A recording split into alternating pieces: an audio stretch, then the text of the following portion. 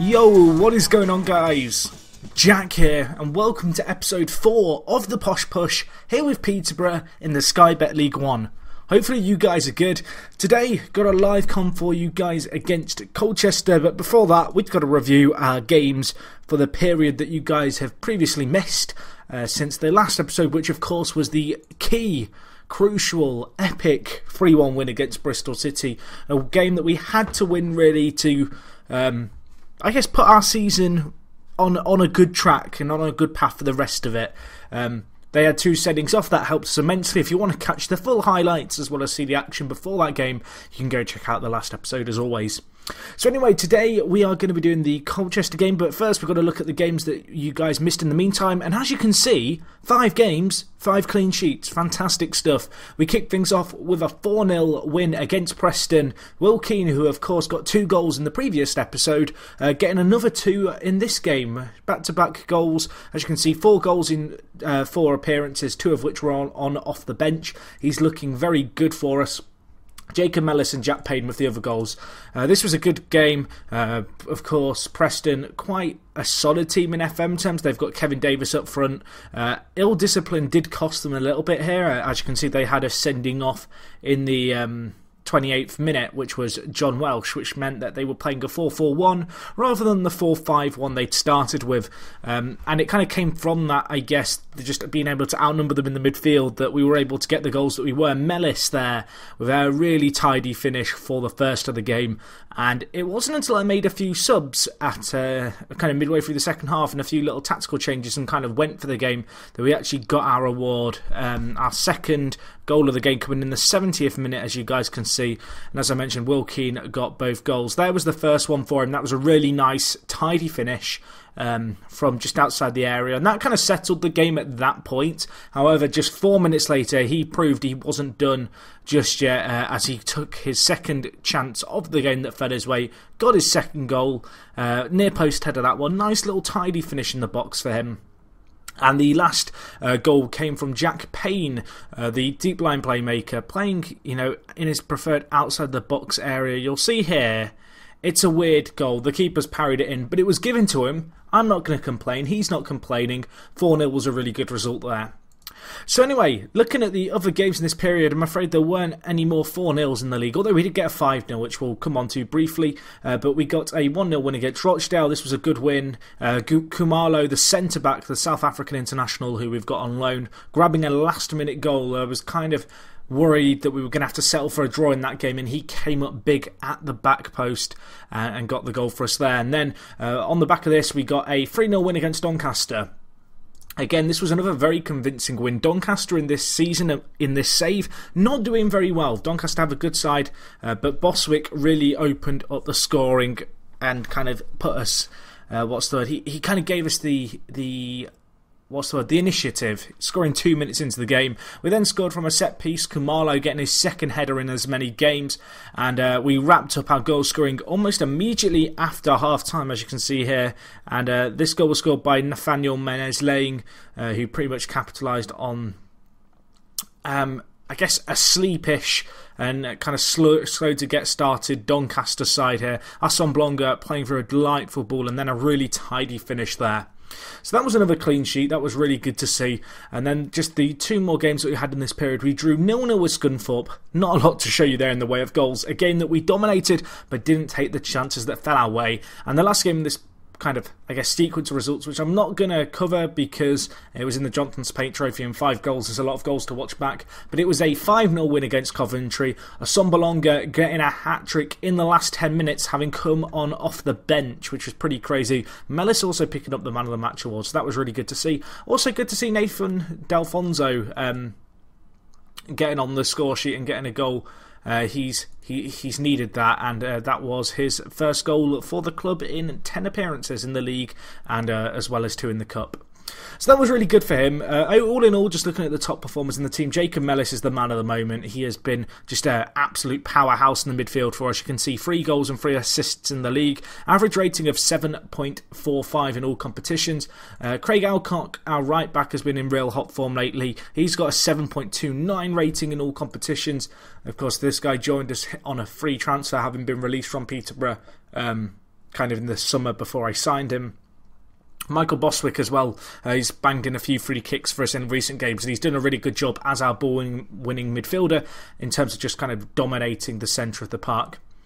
So that's that. All in all, very, very happy with how things are going. Assombalonga is still our top goal scorer with 8 goals, but Will Keane and Jacob Mellis, both new signings, having an influencing factor on our goal scoring capabilities.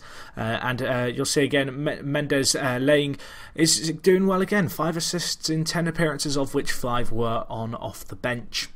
So where does that leave us in the league? Well, right now we are in second. We have a game in hand on Notts County. If we win it, we will go ahead of them. They have drawn 2, lost 1. In our first 12 games, we've got 1 draw, 1 defeat and 10 wins. So we are doing very, very well. Pretty happy with all in all with how we're doing.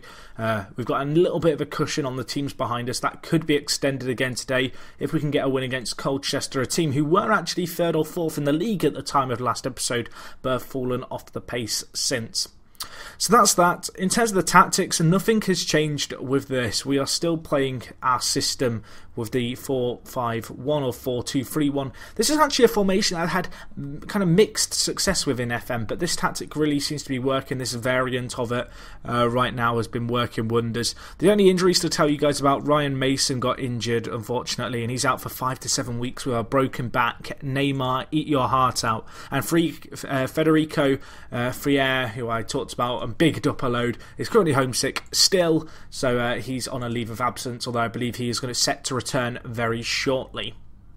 So there's not a lot else to tell you guys about other than that Assombalonga has continued to play for Congo, and he now has 6 goals in 3 international appearances. So he's a bit of a beast, this guy, in hot goal scoring form for his country. Unfortunately for us in the league, he's only got 3 goals in 12, so I really want to see him improve that if at all possible going into today's game. But no, it's going really well besides that. So in terms of how I plan to line up, I'm going to mix things up a little bit, but we are going to stick with Delfonso up top. Will Keane, I kind of want to play again. I'm going to drop Payne for Keane and play Keane in the kind of centre attacking mid position that he's played for us. You can actually see, looking at the team's average ratings, that we've had a real good performances, particularly at the back. Obviously, I talked about the fact that we've kept 5 clean sheets on the bounce. That kind of implies that your defence is doing a pretty good job. Hopefully we can keep that going today. It'd be nice if we could keep our record going for as long as possible, really. I feel as if with this kind of system and playing a 4-2-3-1, sometimes you're sacrificing perhaps that your strength at the back. That hasn't been the case with this tactic. We have been playing on control, so that might be a contributing factor. It's not a instruction which I'll usually play on. I'm not much of a possession guy when it comes to football. I like to be the efficient kind of goal scoring attacking team that play rigidly to a system, but here I've kind of given my team a little bit more creative freedom than I normally would, looking for us to dominate the play, and that's been working for us so far. And Keane has just got an assist off an own goal. Excellent stuff. Well, it's 1-0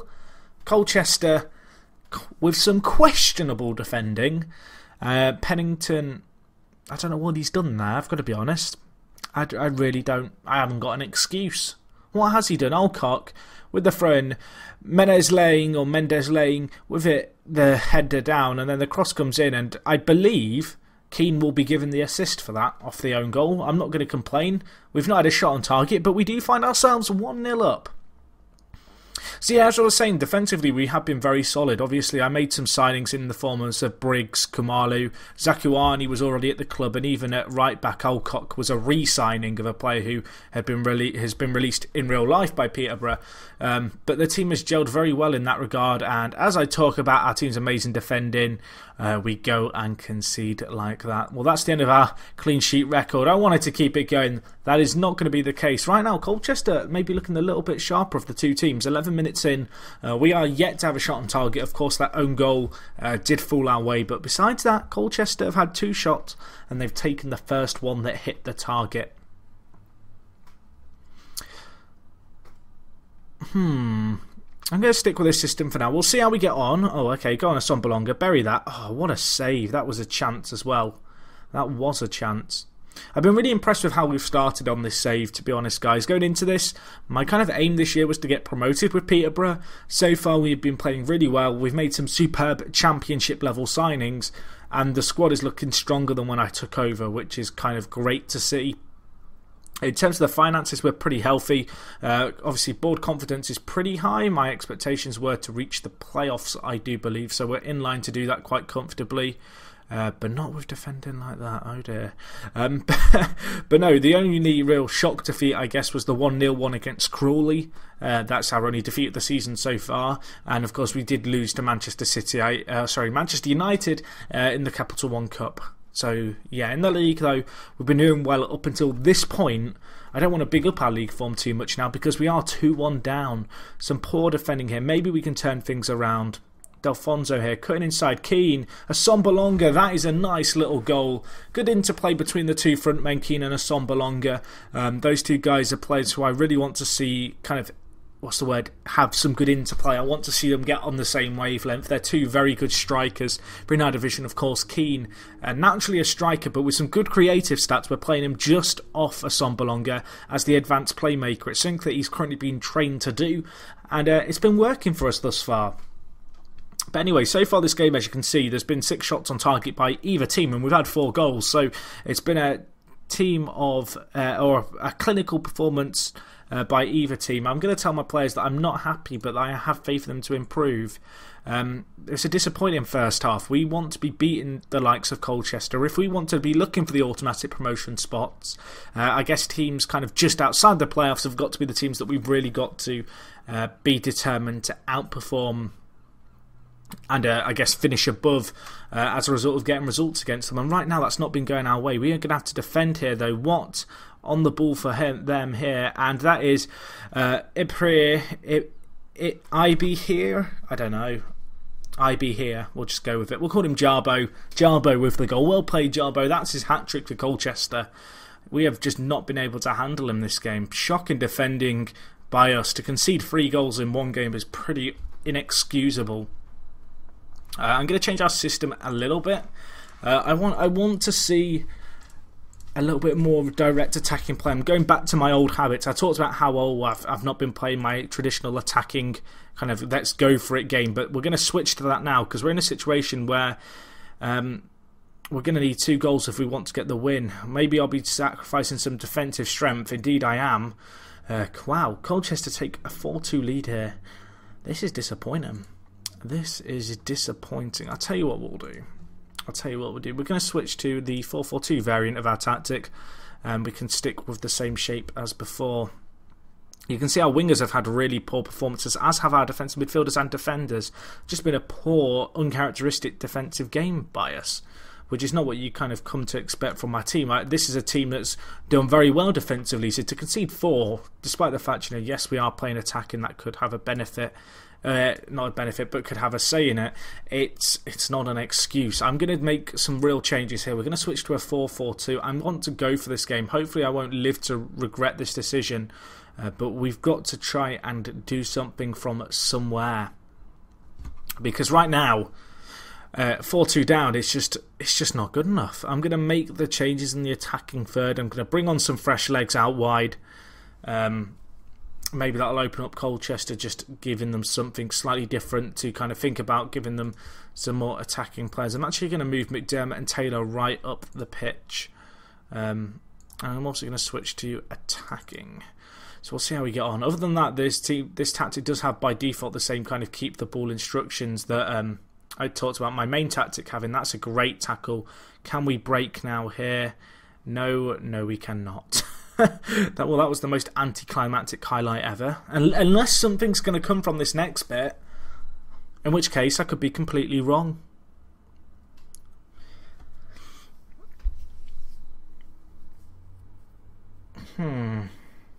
Just not turned up. And if Ferdinand gets sent off for that, oh god, I thought he'd just gone through the back of someone and was about to just get sent off. That would have been the nightmare situation. Alright, I'm going to go a little bit more direct. Can we try and rescue something late from this game? It's going to have to be very late here. 18 minutes left on the clock.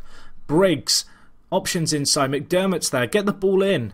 Is he given a penalty? He hasn't, but we've still got the ball here. Nice little play, Boswick. And I don't know why he's done that. What happened there, Michael? I don't get it. Well, we've got another chance here. McDermott Can't do anything with the ball, and now right for them. Alcott picks it up. He says, let's go, boys. Let's go, boys. Assombalonga makes it 4-3. Maybe there is a late comeback on the cards here. Peterborough with it all still to do, but Assombalonga has turned up, and he's continued in the goal-scoring form we saw in the Johnson's Paint Trophy from him. I've called upon him this episode. I've said 3 goals in the league in 12 games isn't good enough for a lone striker. He scored again here now, so maybe we still have a chance here, although it's not going to be easy by any means. But you can see we're setting up very attacking, really looking to press the opposition team, and with not long left, can we do a turnaround here? Alcott, Assombalonga, Alcott, whip it in, Taylor, Assombalonga, boom! Keane's there, straight from the kickoff. It's 4-4. Can we complete the comeback? Maybe. Just maybe. I'm sticking with attacking. At this point, I'm going for it. We've got 2 goals in literally a minute. There wasn't a gap between the highlights. Keane there grabs his 5th goal of the season. He continues his goal-scoring form. Is there a late sting in the tail? Can we complete the comeback? That is the question right now. Or are Colchester about to kick us right in the teeth? I hope they don't. Oh, what a save. Was it a save? No, it was a miss. Well, either way, it's a let-off. Chance here. Olcock, Boswick, McDermott. What was that? McDermott, what was that, son? I'm not even going to ask. Oh gosh, what here for them? Blimey, chances galore at either end here. I'm pretty sure we're on key highlights. We are on extended. Let's switch that to key. We don't want too many highlights, or we'll be here all day. He says after in the 90th minute, having realised they've been on. Boswick, Briggs, Ferdinand. It's unfortunate that, but I'm pretty happy to get a 4-4, given the scenario in which we kind of achieved it under. It's okay. It could have been a lot worse. We've rescued a late point there, and that might be key. It means that we've still only lost 1 goal all season. Looking at the teams around us, Notts County did win 3-1. Bristol City drew 2-2, so that could be worse. But you can see MK Dons did win, so they lower the gap on us to 1 point. However, we have still got that game in hand. And looking at our goal difference, if we were to win our game in hand, we would actually leapfrog Notts County. So guys, I'm not sure when I'm going to join you next time. We've got Notts County in a little while. I think I might actually play all the way to there. Notts County marks the halfway point in the season. I've done 4 updates so far this season in 13 games. That's fairly regular kind of updates. And considering the fact that I don't think we've got MK Dons in the meantime. Actually, we've got MK Dons shortly. I'm still not going to do that. I will join you guys for the Notts County top of the table clash. I want to keep the series moving. I feel as if you do too many episodes in close kind of, close together, it just kind of doesn't work. So we're actually going to have a 2-month break. So it'll be interesting to see how we get on in the meantime. Hopefully you guys are looking forward to episode 5. That will be coming to your way in the future. As always, guys, if you have enjoyed, smash the like button. I do greatly appreciate it. Massively helps me out. And if you've got any questions, any comments, anything to do with the video or the wider Football Manager, feel free to leave it down in the comments and I'll get back to you guys. So thank you for watching as always, and I'll talk to you guys in a bit. I'm out.